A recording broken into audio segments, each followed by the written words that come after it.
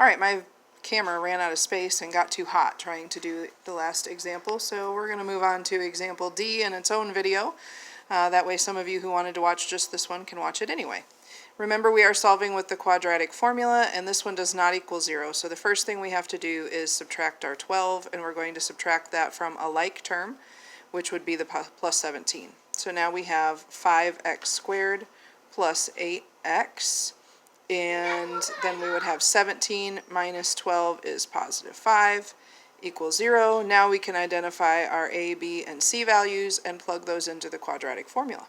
So we're going to have x equals negative b, which is 8, plus or minus the square root of b squared minus 4 times a times c, all over 2 times a. And then we'll begin to simplify. So now we have negative 8 plus or minus the square root of 64, and then negative 4 times 5 is negative 100, all over 10. And continuing to work under the radical, we now have negative 8 plus or minus the square root of negative 36, all over 10.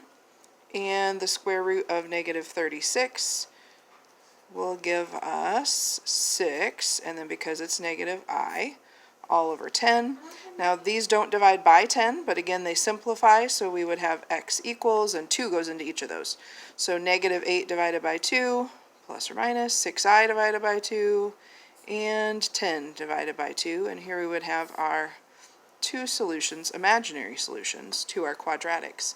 By the way, imaginaries always come in pairs. You can't have one imaginary number as a solution to a quadratic. You can have an imaginary number by itself, but not as a solution, because they always come when you're taking the square root, and anytime we take the square root, we know we always have plus or minus in front of them.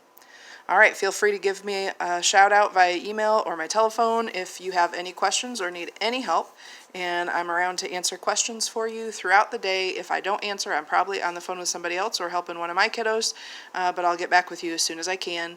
You don't even have to worry about leaving a message or anything. If you call, I'll just see the number and give you a call back. If you shoot me an email, I'll answer it as soon as I can. Thanks.